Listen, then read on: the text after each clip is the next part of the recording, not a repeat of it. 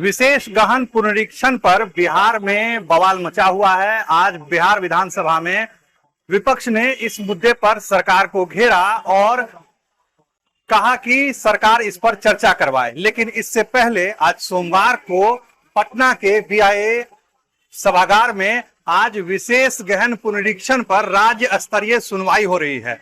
इसमें बुद्धिजीवी आए हुए हैं और इसका एक पैनल भी बना हुआ है, जिसमें पटना हाईकोर्ट की पूर्व न्यायाधीश जस्टिस अंजना प्रकाश, श्री वजाहत हबीबुल्लाह जो कि पूर्व मुख्य सूचना आयुक्त और राष्ट्रीय अल्पसंख्यक आयोग के अध्यक्ष हैं, अर्थशास्त्री डॉक्टर प्रोफेसर जांस ड्रेज, समाजशास्त्री प्रोफेसर नंदिनी सुंदर, एन सिन्हा इंस्टीट्यूट के पूर्व निदेशक डॉक्टर DS दिवाकर और लेखक एवं सामाजिक चिंतक भवन मेघवंशी समेत कई बुद्धिजीवी यहां आए हुए हैं। इसके अलावा राज्य के अलग अलग इलाकों से कई ऐसे लोग आए हुए हैं जिनको आपत्ति है कि मुझे मतदाता सूची पुनरीक्षण कार्य में फॉर्म भरने में परेशानी आई है। आइए हम उनसे जानने की कोशिश करते हैं कि उन्हें क्या परेशानी हो रही है। कहाँ से आई हैं? सहरसा जिला से। कहाँ? सहरसा से। सहरसा जिला से। क्या नाम है? मेरा नाम है रेखा देवी। क्या परेशानी हो रही है? परेशानी यही है वोटर लिस्ट के खातिर जो पेपर दिया वो मैं पेपर में जो बोला कि आधार कार्ड दीजिए, पैन कार्ड दीजिए और उसको पहचान पत्र बनाने में मास्टर लेके टीचर लेके वो भेजे। अच्छा। इससे पहले टीचर लेके भेजे फॉर्म भरने के लिए। फॉर्म नहीं भरे। आपके पास आधार कार्ड नहीं था? मेरा पास में था। जिसका पास में नहीं है तो वो क्या कीजिए। आपको क्या परेशानी है? मेरा परेशानी यही है कि टीचर का दिया था वोटर लिस्ट भरने के लिए, वो नहीं भरा। सीएम का भेजा। सीएम का क्या भेजा? सीएम का भेजा कि जाइए वहाँ फिर वोटर लिस्ट बना के उसको फॉर्म भर दीजिएगा। अच्छा, आपको खुद कहा गया भरने देने को? हाँ। आप पढ़ी लिखी नहीं है? जी नहीं। कहाँ तक पढ़ी? कुछ भी नहीं। आपने बीएलओ को नहीं कहा कि आप भर दीजिए, मैं पढ़ी लिखी नहीं हूँ? हाँ, तो उसी को हम बोल दिया, कॉल करके उसको बोल दिया कि पेपर मेरा भर दीजिएगा। अच्छा। वो बोला कि पेपर भर देंगे, हमका ड्यूटी नहीं है। कहिए नहीं है ड्यूटी, तो किसका ड्यूटी है? हाँ। उसी को मुझे कहिए भर देंगे। हाँ। तो वो बोला कि ठीक है हम भर देंगे दीदी। हाँ, तो वो बोला भर दिया। हाँ भर दिया तो वो पेपर सारा का पेपर ले लिया। अच्छा। फिर भी दूसरा दिन वो आया। हाँ। टीचर दूसरा दिन आया कि पेपर जो दिया है वो परसों बांट को गया, तो कहाँ का दिया? तो जिसका बोला उसका दे दिया।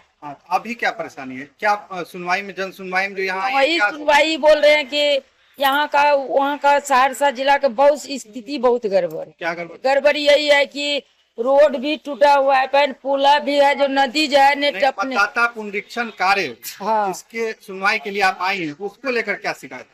यही शिकायत है कि वहाँ फिर एक पैसे नहीं हम सब दिए। हाँ। वहाँ से हम सब कागज फॉर्म भी भरवा के उसको दिए। मतलब ये तो अच्छी बात है कि बिना पैसे दिए आपके सारे काम हो। हाँ, सारा काम हम करवा। आपको कोई समस्या नहीं है? कोई। तो इनको कोई समस्या नहीं है। इनका कहना है कि मेरा काम आसानी से हो गया और बिना एक पैसा लिए मेरा काम कर दिया गया। इनसे जानते, कहाँ से आए हैं आप? जी, हम कटिहार जिला से आए हैं। क्या नाम है? मेरा नाम जितेंद्र पासवान है जी। क्या समस्या आ रही है? समस्या तो बहुत आ रहा है इसमें तो समस्या सब जगह का अलग अलग कहानी है। पुनरीक्षण कार्य हो गया? मेरा हुआ। हमने तो ये जो मतदाता पुनरीक्षण जो कार्य होता है, जब हमको पता चला कि इसमें 26 तारीख तक का डेट है, तो हम 10 तारीख तक घर से बाहर थे। घर से फोन आ रहा था कि जल्दी आ जाइए, डेट खत्म हो जाएगा। तो हम 11 तारीख को घर आने के बाद तो हम 11 तारीख को आए घर, और उसको 11 तारीख को ही हम जा करके भरे, फोटोकॉपी कराए सभी का, आधार का, आई कार्ड का। उसके बाद फोटो खिंचवाए। फोटो खिंचाने में 40 रुपया लिया, फोटोकॉपी में लग गया 30 रुपया। उसके बाद गाड़ी से दौड़ भाग किए तो पेट्रोल 100 रुपया जी। बीएलओ आया नहीं, मेरे यहाँ आया नहीं। बीएलओ स्कूल के पास बैठा हुआ है। अच्छा। स्कूल के बगल में घर है, वहां पर बैठा था। आप वहां जाके भरवाए। और ये कई जगह में उसमें 3-4 बीएलओ है, कई बीएलओ पैसा लेकर के भी काम कर रहा है, चुपके चुपके। ये कैसे आप समझ गए कि पैसा लगेगा? नहीं, हम समझ गए कि मेरे गांव के लोगों ने दिया है, तो वो खुद ही बोल रहा है कि 100 रुपया हमको फॉर्म भरवाने में लगा। हाँ। और 100 रुपया फॉर्म भरवाने में लगा, और फोटो खिंचाने में 30 रुपया लगा। फोटो साफ कराने में, ये फोटो कॉपी कराने में 30 रुपया खर्चा। ये किसने?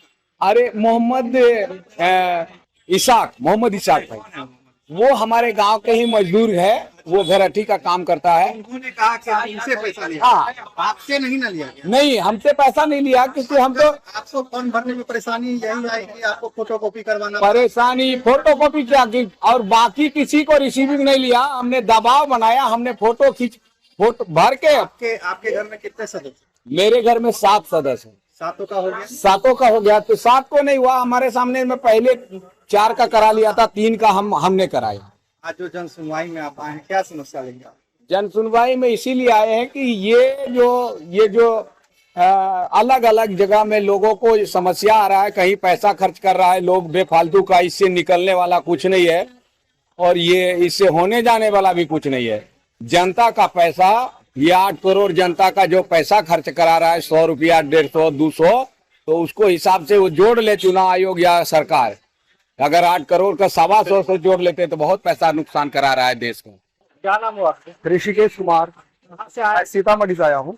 क्या परेशानी हो रही है? परेशानी हो रही है, कोई पेपर नहीं, बिना पेपर का जो भी है वो आए पूरा पेपर लेकर के, एक कोई रिसीविंग उन्होंने नहीं दिया, पेपर जमा कर लिया, उसके साथ कोई फोटो नहीं, कुछ नहीं, सिर्फ साइन करके भाई दे दीजिए, पूरा बस हो गया। क्या क्या कोई डॉक्यूमेंट्स नहीं? कोई डॉक्यूमेंट नहीं मांगा गया, फिर क्या फोटो केवल लिए और फोटो भी नहीं लिए, फोटो भी नहीं? फोटो भी नहीं। उन्होंने बताया कुछ जमा करने की जरूरत नहीं, आप सिर्फ जो फॉर्म है इसको भर करके हमको दे दीजिए, साइन करके आप दे दीजिए। अब वो तो हमारे आए थे, जो आंगनबाड़ी होती है उनके हस्बैंड थे। अच्छा, आंगनबाड़ी के हस्बैंड आए? जी। अच्छा, तो क्या कहते हैं कि यहाँ पे जन सुनवाई में क्या शिकायत?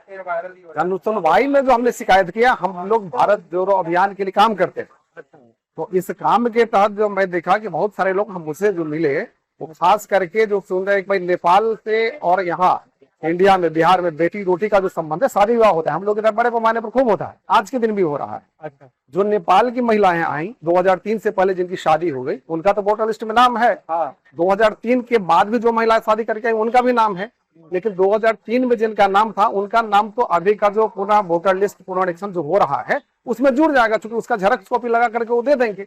उसके बाद जो 2003 के बाद जिनका नाम है उनका क्या होगा? उनके पास तो पूरे डॉक्यूमेंट्स, उनका माता पिता का सब नेपाल का है। तो इस परिस्थिति में हजारों की संख्या में उनका नाम तो कट जाएगा, उनको तो नेपाली नागरिक ही मानेंगे ना। हम लोग इधर नागरिकता के लिए कुछ नहीं अलग से करना पड़ता था, शादी हो करके वो आ गई, यहाँ की नागरिक बन गई, ऐसा अभी तक का प्रचलन भी है।